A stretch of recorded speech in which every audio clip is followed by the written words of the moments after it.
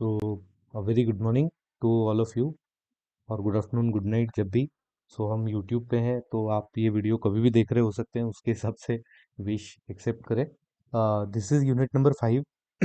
Purpose of starting this unit number 5 here is to save time and probably utilize the days as per your convenience. This is entrepreneurship development by Sanjeevani Phule Pune University, sorry, Savitribai Phule Pune university. Pune university के syllabus जो prescribed है entrepreneurship development MBA first semester का, उसमें ये fifth unit है हमारी, जिसको हम यहाँ पे अभी पढ़ना स्टार्ट कर रहे हैं। इस यूनिट का नाम है एंटरप्राइज प्रमोशन। बेसिकली इस यूनिट में we are going to study the components of creating and promoting entrepreneurial ventures. कोई भी एंटरप्रेन्योरियल वेंचर्स, अभी तक हमने काफ़ी कुछ पढ़ा। हमने पढ़ा एक एंटरप्रेन्योर के कैरेक्टरिस्टिक्स क्या होते हैं, उस पे गवर्नमेंट क्या क्या फैसिलिटीज प्रोवाइड करती है, किस तरीके से स्टेट गवर्नमेंट और सेंट्रल गवर्नमेंट के बीच में वर्क डिवाइडेड रहते हैं, या फिर किस तरीके से वो अलग अलग स्कीम्स लाके एंटरप्रेन्योर्स को हेल्प करते हैं और क्यों करते हैं, क्यों वो एक्सपोर्ट यूनिट्स के लिए स्पेशल, मतलब इस तरीके की सारी चीज़ें हमने अभी तक इस सब्जेक्ट में, इस कोर्स में पढ़ी है। अब हमको यहाँ से आगे चलना है और ये देखना है फाइनल यूनिट में कि एक एंटरप्रेन्योरियल वेंचर, यानी कि यदि आपको एक नया बिजनेस स्टार्ट करना है, तो नया बिजनेस स्टार्ट करने के लिए आप, या उसको प्रमोट करने के लिए आपको क्या रिक्वायर्ड है या क्या रिक्वायर्ड हो सकता है। तो इसमें सारी की सारी एंटरप्रेन्योरियल डेवलपमेंट साइकिल भी आएगी। सब, मतलब सारी चीज़ें इस यूनिट में अवेलेबल हैं। मेरे ख्याल से मैंने जितना इस यूनिट को पढ़ा है, उसके हिसाब से यदि आप कुछ भी नया काम शुरू कर रहे हैं, तो वो नए काम को शुरू करने के पहले यदि इस एक यूनिट को आप थोड़ा सा पढ़ लेते हो ध्यान से, तो आपको ये समझ आएगा कि काफ़ी हद तक आपको स्टार्ट कैसे करना। क्योंकि नाउ लेट अस सी कि एक एंटरप्राइज होती क्या है, या फिर एक बिजनेस होता क्या है। एंटरप्रेन्योर क्या होता है वो हमने देखा, एंटरप्रेन्योर रिस्क लेता है वगैरह, ये सब ठीक है। लेकिन ये सारा बिजनेस या ये सारी रिस्क फायदा कब पहुंचाने वाली, ये सारा रिस्क, ये सारा बिजनेस फायदा तब पहुंचाएगा जब वो एक्चुअली में लोगों तक जाएगा, लोग उसको खरीदेंगे, आपके प्रोडक्ट को या सर्विस को या जो भी कुछ। उसको जब तक वो खरीदेंगे नहीं, तब तक आपका रेवेन्यू नहीं आएगा। जब तक आपका रेवेन्यू नहीं आएगा, आप अपनी कॉस्ट को कवर नहीं कर पाएंगे, प्रॉफिट में नहीं आ पाएंगे। तो कई सारी ऑर्गेनाइजेशंस जो बनी और बंद हो गई, वो इसलिए क्योंकि सिर्फ स्पिरिट से ऑर्गेनाइजेशन नहीं चलती, उसको फंडिंग चाहिए। वो फंडिंग या तो सेल्फ फंडेड हो, और या तो फिर वो फंडिंग आपको कोई और प्रोवाइड कर रहा हो। यदि वो सेल्फ फंडेड है तो रेवेन्यू कमाना पड़ेगा, और 99% केसेस में यदि वो फंड बाहर से आ रहा है, तो वो फंड के बदले में उनको क्या मिल रहा है, या उन कॉरपोरेट हाउसेस को, उन इंडिविजुअल्स को बदले में क्या बेनिफिट आपकी कंपनी पहुंचा पा रही है, इस पे डिपेंड करता है कि आगे की फंडिंग कितनी आने वाली है, कितनी नहीं आने वाली। इसका एक छोटा सा एग्जांपल यदि आपको देखना है, तो बहुत सारे ऑर्फनेजेस ऐसे हैं जिनमें प्रॉपर शायद रहने के लिए जो बेसिक फैसिलिटीज हैं, वो भी अवेलेबल नहीं है।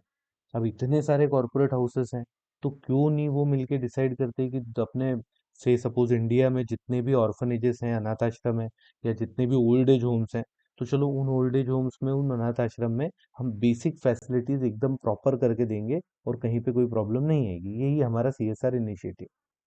अब ऐसा वो क्यों नहीं कर रहे हैं, या ऐसा करना क्या डिफिकल्ट है इतने सारे बिजनेस हाउसेस के लिए?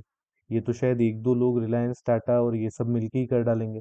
लेकिन ये उनके फंड्स को उधर पूरी तरीके से चैनलाइज इसलिए भी नहीं कर रहे हैं।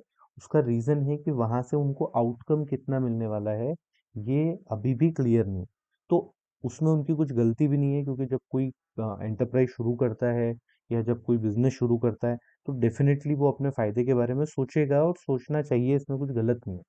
यदि कोई नहीं सोच रहा है तो अच्छी बात है, लेकिन यदि कोई सोच रहा है तो इसमें कुछ बुरा नहीं है, मतलब उसको नेगेटिवली मत सोचो।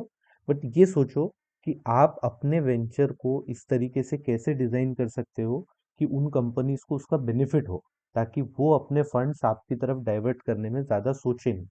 तो कई बार ऐसा होता है कि कोई स्टार्टअप है, उसको आपने सीड फंडिंग दिया, इनिशियल फंडिंग दिया, लेकिन उसके बाद उसको आगे जब पैसा लग रहा है, आपको पैसा ज्यादा लगेगा। स्टार्टिंग में पैसा कम लगता है, लेकिन जैसे जैसे वो ग्रोथ फेज में आ जाएंगे और वो ग्रो करना चाहेंगे, एक्सपांड करना चाहेंगे अपने बिजनेस को, वैसे अब पैसा भी ज्यादा लगने वाला है। और क्योंकि कंपटीशन ज़्यादा होता है, तो कभी-कभी क्या होता है, जो चीज़ चल रही है ऑलरेडी, वो चलती हुई चीज़ में अपने आप 10, 15, 20, 50 कहाँ से कॉम्पिटिटर्स आ जाते हैं पता नहीं चलता। एक गली में, एक स्ट्रीट में, गली में यदि कहीं पे एक मेडिकल स्टोर अच्छा चल रहा है, तो आप देखेंगे कि आने वाले कुछ ही समय के अंदर वहाँ पे आसपास और मेडिकल स्टोर खुल जाते हैं। जो उस पर्टिकुलर जो हमारा इनिशियल मेडिकल स्टोर है, उसके लिए वो कंपटीशन का काम करते हैं। बट लेकिन ठीक है, मतलब वो भी अपना काम करना चाह रहे हैं, ये भी अपना काम करना चाह रहे हैं। जहाँ पे फायदा दिखेगा, वहां पे कोई भी आके अपना बेनिफिट या फायदा करना चाहेगा और कोशिश करेगा उसमें। तो इसमें कुछ गलत नहीं। तो अब इसको डेवलप करने के लिए सिस्टमेटिक वे में आगे कैसे बढ़ना है, उसके बारे में ये पूरा यूनिट है, जिसके की टॉपिक्स अभी आपके सामने हैं। एक एंटरप्राइज को बिल्ड करने का प्रोसेस क्या है, उसकी डेवलपमेंट साइकिल क्या है, बिजनेस प्लानिंग प्रोसेस क्या है, बेसिकली बिजनेस प्लान क्या है और बिजनेस प्लान क्यों इम्पोर्टेंट। कई सारे स्टूडेंट्स को मैं बोलता हूँ कि आपके दिमाग में जो भी आइडिया है, उसका बिजनेस प्लान बना लो, बी प्लान बोलते हैं इसको। तो बिजनेस प्लान बना लो, लिखो कागज पे एक्चुअली में आप क्या चाहते हो, कैसे अचीव करने वाले हो, कौन होगा। ये कागज आपको सबको दिखाने की जरूरत नहीं है, रिपोर्ट, लेकिन आपके लिए लिख के रखना बहुत जरूरी। लेकिन आजकल बहुत सारे बच्चे इस चीज को एकदम लाइटली लेते हैं। उनको ऐसा लगता है कि कुछ फर्क नहीं पड़ेगा, हम यदि नहीं भी रिकॉर्डिंग उसको रिकॉर्ड करते हैं कहीं पे या लिख के रखते हैं यदि प्रॉपरली, तो बिना उसके भी हो जाएगा, हमको तो काम आता है। तो कौन सा इन लोगों ने जिन्होंने शुरू किया, वो किसी एमबीए चाय वाले का एग्जांपल दे देते हैं या किसी का एग्जांपल दे देते हैं। वो बोलते हैं कि अरे इन्होंने क्या लिख लिख के ही शुरू किया है क्या, इन्होंने तो। देखो ऐसा नहीं होता, हर किसी की सक्सेस सेम स्पेस से नहीं जाती है। यदि किसी का बिजनेस वेंचर कि कुछ पर्टिकुलर रीजंस की वजह से चाय सेल करने वाली कंट्री जहाँ पे कि हर छोटे से छोटे गांव में भी 10 दुकानें होती हैं चाय की, उस जगह पे यदि कोई एक इंसान आके अपने चाय के ब्रांड को इतना बड़ा बना लेता है कि वो चाय से करोड़पति बन जाता है या मिलियनियर बन जाता है या बड़ा स्टार्टअप स्टार्ट कर लेता है, तो ये कहीं न कहीं ऐसा नहीं है कि उसने, अब पता नहीं उसने बताया कि नहीं बताया किसी वीडियो में, लेकिन उसने बिना लिखे कर लिया होगा। ये स्केलिंग अप, ये मुझे लगता है कि थोड़ा तो डाइजेस्ट नहीं होती है बात। कहीं न कहीं तो प्लान लिखना ही पड़ता है, कहीं न कहीं तो प्लान को पेपर पे लाना पड़ता है, तब जाके वो प्लान सक्सेसफुल होता है। और यदि मेरे ख्याल से कुछ 2-4 लोगों का बिना लिखे सक्सेस मिल भी गया है, तो इसका मतलब ये नहीं है कि लिखने से फायदा नहीं होगा। तो बिजनेस प्लान मतलब उस पूरे के पूरे वेंचर को जो आपके दिमाग में है, उसको एटलीस्ट पेपर पे ये लाके दिखा पाना कि ये कितने समय में सक्सेसफुल होगा, कितने समय में नहीं होगा। बहुत सारी कंपनी स्टार्ट हुई है और छोटी ही बन के रही हैं, कुछ तो बंद भी हो गई, कुछ चल रही हैं और वो छोटी ही चल रही। उन्होंने कभी भी अपने आप को स्केल अप नहीं कर पाए, क्योंकि स्केल अप करने के लिए आपको किसी को कन्विंस करना पड़ेगा और उसको कन्विंस करने के लिए आपको लिखना पड़ेगा। क्योंकि until unless you present them in a nice manner, और जब तक आप उनको अपने स्टैटिस्टिक्स क्लियरली बताते नहीं, तब तक वो आपके बिजनेस में पैसा डालेंगे। जब तक वो आपके बिजनेस में पैसा डालेंगे नहीं, आपका बिजनेस एक्सपांड हो नहीं पाए।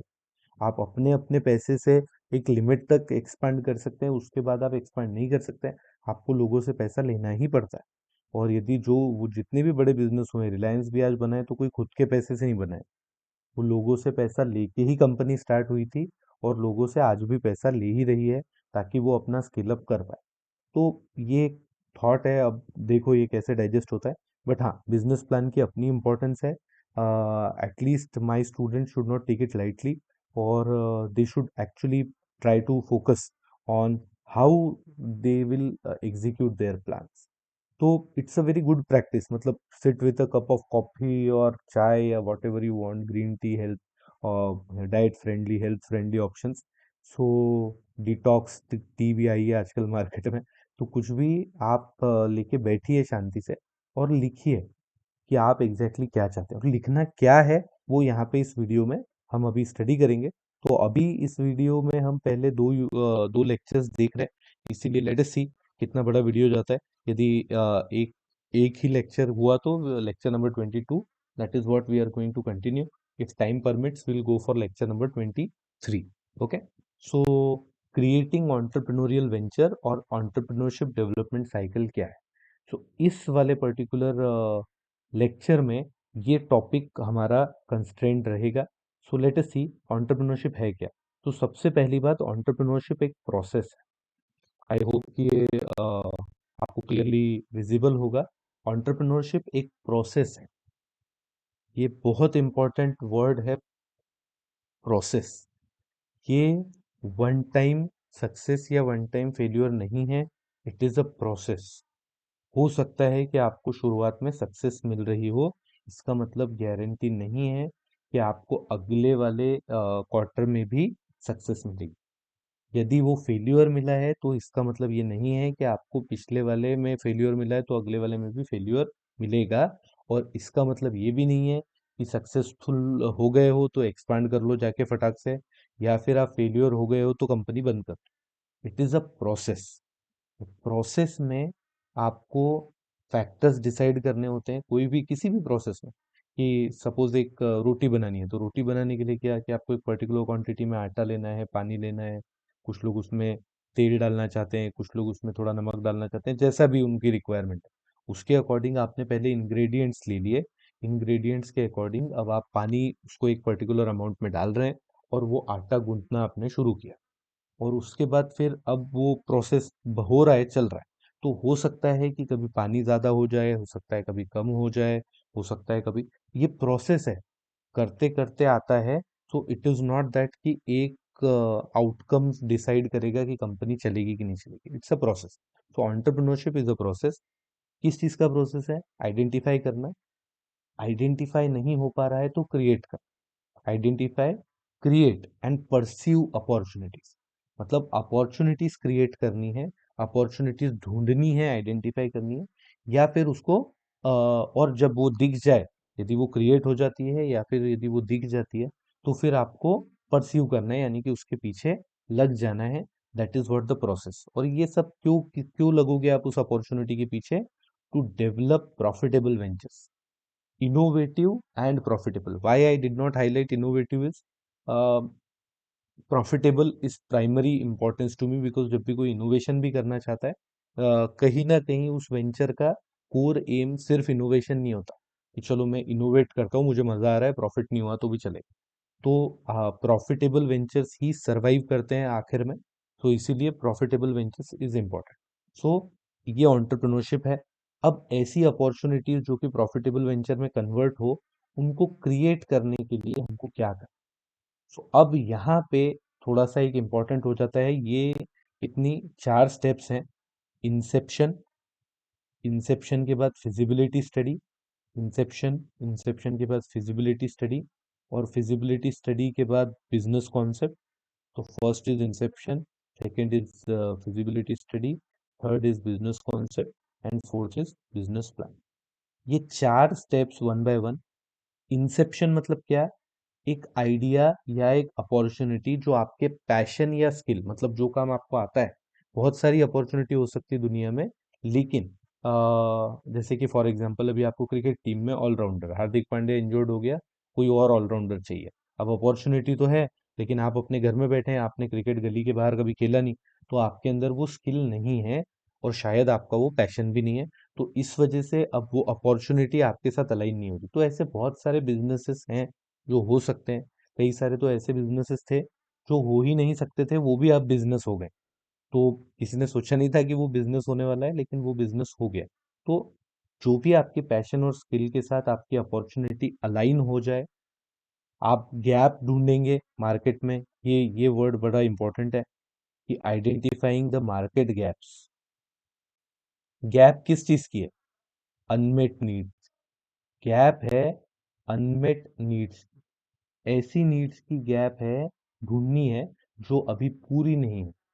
तो पानी तो सब जगह मिल रहा था, लेकिन पानी फॉर्मल वे में सर्व करना, पानी इस फॉर्म में दिया जाए कि वो पानी उसको कैरी करने के लिए एक सेपरेट बॉटल ना कैरी करनी।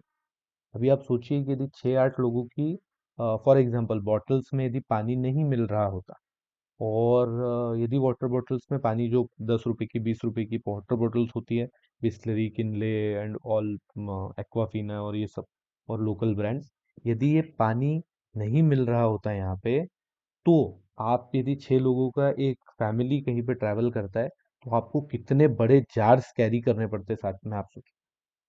अब वो इतने बड़े जार के लिए गाड़ी में भी जगह दो, वो पानी ढुल ना जाए उसका भी ध्यान रखो। यदि ट्रेन से ट्रैवल कर रहे हो तो उठाने के लिए एक आदमी उसको लगेगा, और उसके बाद फिर रेलवे स्टेशन जहाँ पे ट्रेन रुकेगी वहां पे दौड़ के पानी भरने जाओ। भीड़ हो सकती है, चढ़ पाओगे नहीं चढ़ पाओगे। इतने सब प्रॉब्लम्स का एक सॉल्यूशन है कि वो प्लास्टिक की जो वाटर बॉटल है वो 20 रुपए में आप खरीद लो। मतलब एक ऐसी नीड जो कि अ, शायद नीड थी नहीं, लेकिन वो आइडेंटिफाई हो गई और वो क्रिएट हो गई नीड। अब लोगों को भी लगने लगा है कि यार बराबर है, मैं साथ में 2-4 लीटर पानी का वजन क्यों कैरी करूं। तो मैं रास्ते में पानी ले लूंगा, पानी तो कहीं भी मिल जाएगा, 20 रुपए लगेंगे, अब वजन उठाने से तो अच्छा ही है कि मैं 20 रुपए दे दूं। अब उनको टेंशन नहीं रहा, 6 लोग आए 60 लोग आए कोई प्रॉब्लम नहीं है। कई बार ऑफिस में पियून्स का प्रॉब्लम होता है, तो वो ग्लास धोएगा, उसके लिए स्पेस प्रोवाइड करो, फिर वो ग्लास धो के लाएगा। फिर पियून का मूड भी अच्छा होना चाहिए, यदि पियून का मूड अच्छा नहीं हुआ तो शायद वो पानी खराब ले आए या ग्लास साफ ना करे। ऐसे सब प्रॉब्लम्स का सॉल्यूशन क्या है, छोटी सी 6 रुपए की वाटर बॉटल, 5 रुपए की 6 रुपए की छोटी बॉटल आप मंगा के रख लीजिए। क्रेट आजकल कई सारे ऑफिसेस में मंगा के रख लेते हैं ऑलरेडी। तो 50 का 100 का बंच आया हुआ रहता है, वो 6-8 महीने उसकी एक्सपायरी रहती है। तब तक वो कभी भी आपके यहाँ पे इवेंट हो, 2 बॉटल उठाई टेबल पे रख दी, कोई प्रॉब्लम नहीं। खुद ओनर भी उठा के 2-4 बॉटल यदि रख देता है टेबल पे तो ही डजेंट फील शाय, क्योंकि he is serving his guest and it's a very formal and good manner to do that. तो उन्होंने वो नीड आइडेंटिफाई की, और उस नीड को अब आगे क्या किया, मतलब नीड आइडेंटिफाई हो गई वाटर की कि पानी की नीड है वहां पे चाहिए, फिजिबिलिटी। अब पानी दे तो कैसे भी सकते थे, बीच में पाउच भी आए थे, पाउच में भी पानी दे सकते थे, 1 रुपए का 2 रुपए का पाउच होता था, लेकिन उसमें फिर उतना मार्जिन नहीं बच रहा था। दूसरी चीज, जब 1 रुपए के पाउच के लिए कोई दे सकता है इतना, 100 ml वगैरह जितना भी पानी हो उसमें, तो फिर वो उन्होंने सोचा कि उसको थोड़ा सा फिजिबल और बनाते हैं, ट्रांसपोर्ट में भी आसान हो, भेज भी सके वगैरह। तो उन्होंने फिजिबिलिटी, यानी कि जो सॉल्यूशन आप उस नीड का सोच रहे हो, उस अनमेट नीड का, उस मार्केट गैप को फिल करने के लिए जो भी सॉल्यूशन आपके दिमाग में आ रहा है, क्या वो फिजिबल है, क्या वो हो सकता है, वो हमको सबसे पहले देखना। अब जैसे फॉर एग्जांपल आपके दिमाग में आया है कि सोने के या चांदी की बोतल में पानी देंगे। अब चांदी की बोतल में पानी देंगे, चांदी हेल्दी भी होती है, पानी यदि उसमें पैक रहेगा तो उसके न्यूट्रिएंट्स बढ़ जाएंगे। ठीक है, ये सब केमिकली प्रूव्ड है। लेकिन वो चांदी की वाटर बॉटल या सोने की वाटर बॉटल जितने रुपए की बनेगी, क्या उतना रुपया कोई पानी पीने के लिए देने के लिए रेडी होगा? यदि होगा तो क्या उतने लोग रेडी होंगे कि वो आपका ब्रेक इवन मीट हो जाए? ब्रेक इवन यानी कि नो प्रॉफिट नो लॉस की कंडीशन, 100 रुपए लगाए 100 रुपए निकाल लिए, ना कोई फायदा हुआ ना कोई नुकसान हुआ, तो जितने का लगा था उतने का। हालांकि ब्रेक इवन में भी एक बड़ा फायदा होता है कि मार्केट को ये पता लग जाता है कि आप वो काम कर रहे हो, तो वो जो एक इंटेंजिबल ब्रांड आपका क्रिएट हो जाता है, वो वाला बेनिफिट तो आपको हमेशा रहता ही है बिजनेस में, कि लोगों को पता लग जाता है कि हाँ आप हो। So this is what now feasibility is about, कि यू नीड टू चेक कि क्या चांदी की वाटर बॉटल बनाए, लोहे की बनाए, लोहे की बनाएंगे तो फिर कैरी कैसे करेंगे, ट्रांसपोर्ट का इशू।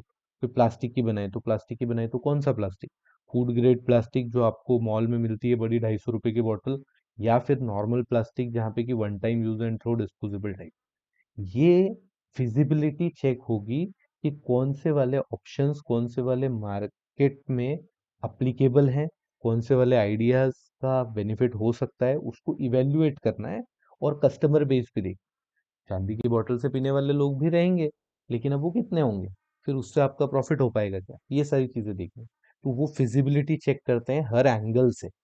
सिर्फ उसका आप कर पाओगे कि नहीं ये तो आपको चेक करना ही है, लेकिन जो आप करोगे वो लोग एक्सेप्ट करेंगे कि नहीं करेंगे ये भी आपको चेक कर।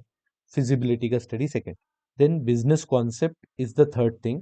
अब अल्टीमेटली आपको ये दिखाना है कि आप क्या वैल्यू प्रोवाइड कर रहे हो, आप क्या दे रहे हो। आपने फिजिबिलिटी चेक कर दी, तो मैं क्या दे रहा हूँ, मैं दे रहा हूँ पानी। पानी कैसा है, पानी साफ है, पानी अच्छी क्वालिटी का है, और पानी जिस बॉटल में है वो बॉटल आपको दोबारा कैरी करने की कोई ज़रूरत नहीं। वो बॉटल आप वन टाइम यूज़ करके क्रश करके फेंक सकते हो डस्टबिन में। उसके लिए हम एडवर्टाइजमेंट भी बना देंगे। हम अल्टीमेटली लोगों को जहाँ नीड है वहाँ पे पानी दे रहे हैं, ये हमारा वैल्यू प्रोपोजिशन है, और हम वैल्यू प्रोवाइड कर रहे हैं कि उसको उसकी प्यास का समाधान मिल रहा है, और रिमोटेस्ट एरिया में वाटर बॉटल्स पहुंचाई जा सकती हैं। हमारा कॉन्सेप्ट बिल्कुल क्लियर है, उसको प्यास लगी, हम पानी दे रहे हैं, दैट्स इट। और पानी अच्छी क्वालिटी का दे रहे हैं, डिसेंट पैकेजिंग में दे रहे हैं। वो कहीं भी बॉटल आपको खराब या ऐसी कुछ नहीं दिखेगी, वो आपको रखने में भी प्रॉब्लम नहीं होगी, और वो आप यूज कर सकते हैं। ये हमारा वैल्यू प्रोपोजिशन हो गया, ये हमारा बिजनेस का कोर कॉन्सेप्ट हो गया, कि अल्टीमेटली हम बिजनेस में क्या दे रहे हैं, बॉटल वाले पानी दे रहे हैं, और जिस फॉर्म में चाहिए उस फॉर्म में दे रहे हैं, बढ़िया डिसेंटली पैकेज करके दे रहे हैं। अब इसमें ना कोई लड़ाई है ना कोई बहस। उसका यूनिक सेलिंग पॉइंट क्या हो सकता है, कि वो कह देगा कि आरओ प्यूरिफाइड गंगा का जल, या ये वगैरह, वो उसका एक यूनिक पॉइंट हो सकता है कि मैं कुछ अलग दे रहा हूँ जो दूसरे नहीं दे रहे। Then after it comes to the final and the fourth thing, that is creating a business plan. यहाँ पे वो बिजनेस प्लान क्रिएट करने की बारी आएगी, जहाँ पे आपको एक कॉम्प्रहेंसिव यानी कि डिटेल्ड रोड मैप बनाना। डिटेल्ड रोड मैप की अल्टीमेटली कितनी बॉटल्स बनाना शुरू करूंगा, कैसे बनाऊंगा, रॉ मटेरियल कहाँ से आएगा, मशीन कौन सी खरीदने वाला हूँ, वो मशीन कितने की आएगी, अल्टीमेटली उस मशीन से और उससे आपका कितना रेवेन्यू निकलने वाला है, कितनी बॉटल्स बनने वाली है, कहाँ डिस्ट्रीब्यूट होंगी, उससे कितना रेवेन्यू आएगा, और वो कितने टाइम में आपको प्रॉफिट में कन्वर्ट हो। क्या रॉ मटेरियल और सस्ता मिल सकता है, क्या मशीन और सस्ती मिल सकती है, क्या चलाने वाले एम्प्लॉयज और सस्ते मिल सकते हैं। यदि मैं इस बॉटलिंग प्लांट को से, अभी मैं मध्य प्रदेश में हूँ, तो मध्य प्रदेश में सेंधवा में शुरू करूँ, या महाराष्ट्र में कोपरगांव में शुरू करूँ, या मैं धुलिया में शुरू करूँ, वहाँ पे बेटर है, या फिर मनमाड़ बेटर है कि जहाँ से मैं बाई ट्रेन उसको ऑल ओवर द कंट्री भेज सकूँ। तो कोपरगांव और मनमाड़ में से यदि मैं कोपरगांव सिलेक्ट करता हूँ, तो शायद कई सारे ट्रेन्स में माल पहुंचाने के लिए मुझे पहले वो मनमाड़ लाना पड़ेगा, तब जाके मैं साउथ इंडिया का एक्सेस ले पाऊंगा। बेटर ये है कि मैं मनमाड़ में ही प्लांट खोल देता हूँ, जिससे कि मेरा ट्रांसपोर्ट, मतलब ऐसे बहुत सारे आइडियाज थॉट्स आएंगे, जिस पे डिस्कशंस होंगे, जिसके फाइनेंशियल्स निकलेंगे, बजट निकलेगा, कि अल्टीमेटली क्या चीज़ आप कर सकते हो, क्या चीज़ आप नहीं कर सकते, और उसके बाद finally you are going to launch the business. आप अपने ऑब्जेक्टिव्स रखेंगे, टारगेट। तो अभी हमने बेसिकली क्या पढ़ा, हमने पढ़ा एक एंटरप्रेन्योरियल वेंचर, कोई नया बिजनेस शुरू करने के लिए अल्टीमेटली क्या चार स्टेप्स होती है। तो पहली है inception, feasibility study, business concept, and then business plan. So these are the four step, कि ऐसे एक एंटरप्रेन्योरियल वेंचर क्रिएट किया जा सकता है। क्या ये एंटरप्रेन्योरियल वेंचर क्रिएट करने की चार स्टेप्स ऐसी हैं जिसके बाहर कुछ और नहीं हो सकता, ये स्टेप 3 नहीं हो सकती, ये स्टेप 5 नहीं हो सकती, 6 नहीं हो सकती। ये अपने अपने तरीके से डिफाइन किया जा सकता है। बेसिक कॉन्सेप्ट दिमाग में थॉट सभी के कॉमन रहता है, कि पहले फिजिबिलिटी चेक करेंगे, बाद में प्रोडक्ट बेचना शुरू करें। ऐसा नहीं कि पहले प्रोडक्ट बना लिया, बेचना शुरू किया, और अब हमको पता चल रहा है कि अरे तो फिजिबल ही नहीं है, चांदी की बॉटल्स हमने बना तो ली बट कोई ले नहीं रहा। तो ये पहले चेक होना चाहिए। ये कॉन्सेप्ट लगभग हर किसी का कॉमन रहेगा। बाकी वो उनको 4 स्टेप में, 6 स्टेप में, 10 स्टेप में, 2 स्टेप में डिवाइड कर सकते हैं, अपने अपने थॉट के अकॉर्डिंग।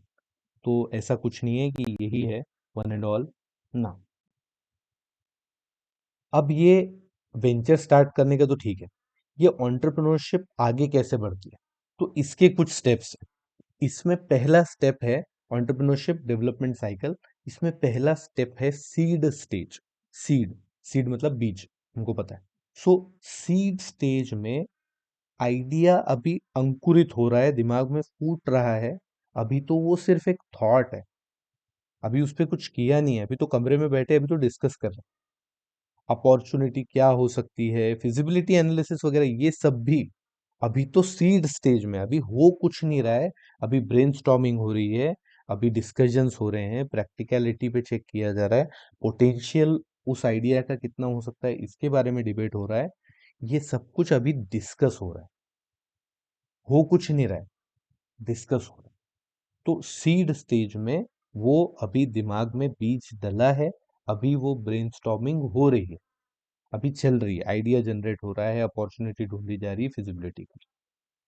अब जब ये सीड स्टेज में से, दिमाग में से ये निकल के जब सामने आएगा, तो मैं इसको बोलूंगा स्टार्टअप स्टेज। स्टार्टअप स्टेज कब? जब मैं बोलूंगा business planning, develop a detailed business plan, मतलब अब मैं अब मैं शुरू कर रहा हूँ एक्चुअली में किसी एक आइडिया का प्लान बनाना। जैसे ही आइडिया चेंज होगा बिजनेस प्लान चेंज हो जाएगा, प्लानिंग बदल जाएगी, फाइनेंशियल्स बदल जाएंगे, नंबर्स बदल जाएंगे, सब बदल जाएगा जैसे ही आपने आइडिया चेंज किया। तो वो आइडिया जिसके ऊपर डिस्कशन हुआ था सीड स्टेज में, उसको अब मैं एग्जीक्यूशन में लाना शुरू कर रहा हूँ, अब मैं स्टार्टअप में जा रहा हूँ। तो स्टार्टअप में क्या आएगा? बिजनेस प्लानिंग आएगी, रिसोर्स का मोबिलाइजेशन। कौन से रिसोर्स? पैसे के resource, human resource, raw material, machinery, ये सब कुछ अलग अलग रिसोर्स हैं जो कैसे मोबिलाइज होंगे, कहाँ से आएंगे, कैसे होंगे, ये सब। लीगल स्ट्रक्चर, रजिस्टर करना है फर्म, सोल प्रोपराइटर बनना है, पार्टनरशिप फर्म बनना है, प्राइवेट लिमिटेड बनना है, क्या आपका फ्यूचर थॉट है और अभी आपको क्या करना है, वो आपको क्लियर होना चाहिए। यदि आपको उसको एक प्राइवेट लिमिटेड कंपनी में कन्वर्ट करना है तो then sole proprietorship becomes difficult to get converted.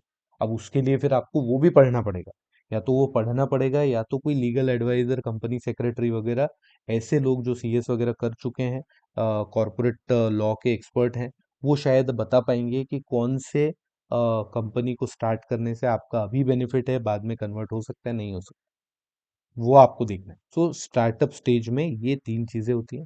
इसके बाद स्टार्टअप स्टेज के बाद आता है ग्रोथ स्टेज। ये ग्रोथ स्टेज में क्या करते हैं?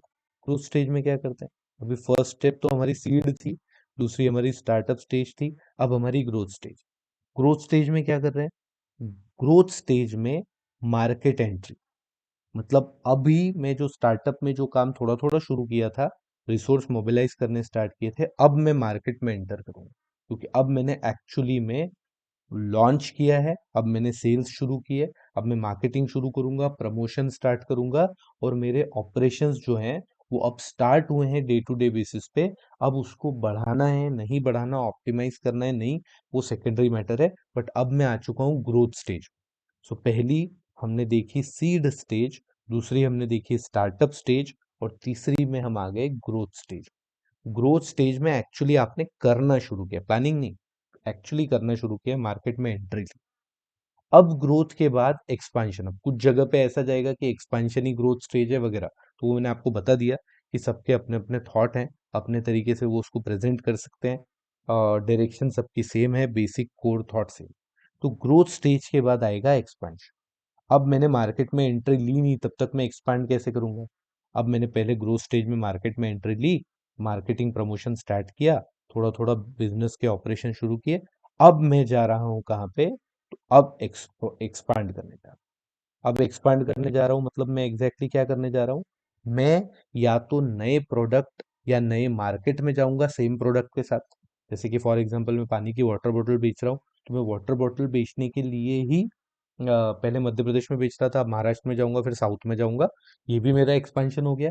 या फिर मैं वाटर बॉटल के साथ साथ सोचूंगा यार सोडा वगैरह भी बेचने लगते हैं, या कोल्ड ड्रिंक बनाना शुरू करते हैं, या फिर मैं बॉटल मैन्युफैक्चरिंग में था तो मैं फूड ग्रेड प्लास्टिक वाली वो वाली बॉटल्स भी बनाना, मतलब या तो नया प्रोडक्ट लेके आऊंगा, या तो मैं मार्केट नया ढूंढूंगा। ये भी एक तरीका होता है एक्सपेंशन का।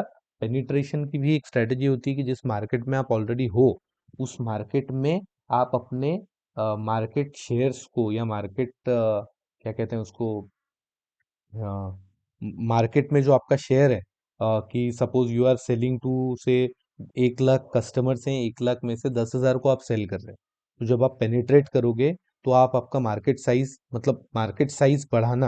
अब देखो दो चीज है, एक हो गया मार्केट साइज बढ़ाना, 1 लाख कस्टमर्स का पोटेंशियल मार्केट था, मैं उसमें से 10,000 को सेल कर, या तो मैं 10,000 को बढ़ा के 20,000 करूं, ये भी मेरा एक तरीका हो सकता है। या तो मुझे पता है कि मैं 10% मार्केट को कैटर कर पा रहा हूँ, तो मैं उस 1 लाख को बढ़ा के 1.5 लाख कर दूं, तो अब मेरा 10,000 से अपने आप 15,000 हो जाए, या ज्यादा भी हो सकता है।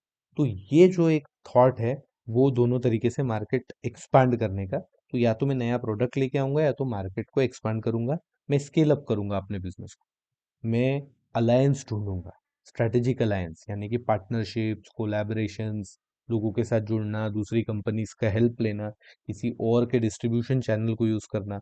चलो एक काम करो, आप पीने का पानी नहीं बेच रहे हो, आप तो कोल्ड ड्रिंक बना रहे हो, कोल्ड ड्रिंक के साथ साथ पीने के पानी की बोतल भी रखी थी। अब कोई डायरेक्ट कंपटीशन तो है नहीं, जो कोल्ड ड्रिंक पीने आया है वो कोल्ड ड्रिंक पिएगा, ऐसा तो है नहीं कि कोल्ड ड्रिंक पीने आ रहा है तो पानी पी के चला जाएगा, या पानी पीने आ रहा है तो कोल्ड ड्रिंक पी लेगा, दोनों तो चीजें अलग अलग है। तो एक्सपांशन के टाइम पे आप उस तरीके के अलायंस ढूंढने की कोशिश करते हो, पार्टनरशिप्स कोलैबोरेशंस करने की, क्योंकि अकेले सारा कुछ करना फिजिबल नहीं होता। तो this is in the expansion stage. Then after expansion के बाद it comes to a maturity stage. Maturity stage मतलब वो वाली स्टेज आती है जहां पे ग्रो करके आप रुक चुके हो, मतलब अब ना ग्रोथ नहीं हो रही है। जैसे कि यदि मैं इसको ग्राफ पे प्लॉट करूं तो कुछ ऐसा दिखेगा कि भाई ये तो स्टार्टिंग जीरो से चल रहा था और अब जाके ये मैच्योर हो। तो अब मैच्योरिटी मतलब अब ज्यादा ग्रोथ के एस्पेक्ट बचे नहीं, या तो मैं फिर नया अलग से फिर दूसरा प्रोडक्ट निकालूं, फिर से मैं ग्रोथ स्टेज में चला जाऊं, या तो फिर मैच्योर हो गया है तो ग्रोथ जो जितना मेरा मार्केट शेयर है उतना मेंटेन रखता हूँ, इनोवेशन करना शुरू रख सकता हूँ मैं, क्योंकि अब मेरे पास एक्सपीरियंस है, तो क्या चीजें और अच्छे से की जा सकती हैं, सस्ते में की जा सकती हैं, वो मैं करूंगा। लीडरशिप टीम स्ट्रांग बनूंगा। मैच्योरिटी स्टेज में ये सब हो सकता है। अब मैच्योरिटी के बाद दो ही ऑप्शन है, सपोज आप अभी यहाँ पे हो तो आपके पास दो ही ऑप्शन बचे। अभी आप इस स्टेज में हो यहाँ पे, अब आपके पास दो ऑप्शन, या तो ये चलता रहेगा, या तो ये ऊपर जाएगा, या तो ये यहाँ से नीचे जाएगा, मतलब कुछ तो ऑप्शन। अब ये ऑप्शन आप डिसाइड नहीं करते, ये ऑप्शन मार्केट डिसाइड करता है। आपकी आप सिर्फ कोशिश कर सकते हैं। मार्केट में यदि ये है कि नहीं, अब नया बेटर प्रोडक्ट आ चुका है, दूसरी कंपनी का अच्छा बिस्किट आ रहा है, आपके बिस्किट नहीं खरीदने, तो आप डिक्लाइन में आ जाओ। या तो फिर आपने नया प्रोडक्ट इंट्रोड्यूस कर दिया तो आप ग्रोथ में आ जाओगे। और या तो आपका जो चल रहा है वो चलता रहेगा, जैसे कई सारे बिजनेसेस सालों से चलते आ रहे हैं, उतने उतने तो चलते ही हैं। तो ये सब कुछ इस पॉइंट पे डिपेंड करता है कि इस पॉइंट से ऊपर जाएंगे, इस पॉइंट से नीचे कहाँ जाएंगे, ये उस पे ये इस पॉइंट से ये तीनों के तीनों ऑप्शन आपके लिए पॉसिबल है, या तो ग्रो कर लो, या तो डिक्लाइन कर लो, या तो जैसा चल रहा है वैसा चलता रहे। ये डिपेंड करता है। तो आपके पास क्लियर एग्जिट स्ट्रेटेजी भी होनी चाहिए। एग्जिट स्ट्रेटेजी मतलब एज ए एंटरप्रेन्योर आपने बिजनेस स्टार्ट किया था, आपने इस लेवल तक ला दिया, अब आपको नए फंड्स की जरूरत है, तो आपने क्या किया, आईपीओ लॉन्च कर दिया, बिजनेस को पब्लिक कर दिया। अब बिजनेस को पब्लिक कर दिया, नए फंड्स मिल गए, नए फंड से एक्सपेंशन के नए तरीके मिल गए, आपने ग्रोथ, मतलब सिंपल सी बात है, आप इसमें से बाहर निकलना चाहते हो, मेंटेन रखना चाहते हो, या फिर आप एग्जैक्टली क्या करना चाहते हो, ये आपकी एग्जिट स्ट्रेटेजी क्लियर होनी चाहिए। तो यहाँ पे दो लोग हैं, एक है कंपनी जो आपने बनाई है, एक हो आप खुद जिसने ये कंपनी बनाई। अब आप और कंपनी आपको सेम रखनी है तो सेम रखनी है, लेकिन बिजनेस वर्ल्ड में company is a separate entity, ये कहा जाता है। तो आप सेपरेट हो, ये सेपरेट है। हाँ, आप उस आइडिया के लिए उस कंपनी के लिए काम कर रहे हो, ये ठीक बात है, लेकिन ये सेपरेट है, यहाँ पे ये दोनों अलग अलग। अब आपको इस कंपनी का कितना पार्ट रहना है, पूरा रहना है या थोड़ा रहना है, ये आप पे डिपेंड करता है, आपको डिसाइड करना है, ये आपकी एग्जिट स्ट्रैटेजी। कई सारे एंटरप्रेन्योर्स कुछ वेंचर स्टार्ट करते हैं, उसके बाद उसको बेच देते हैं, जैसे कि एक देखें तो व्हाइट हैट जूनियर।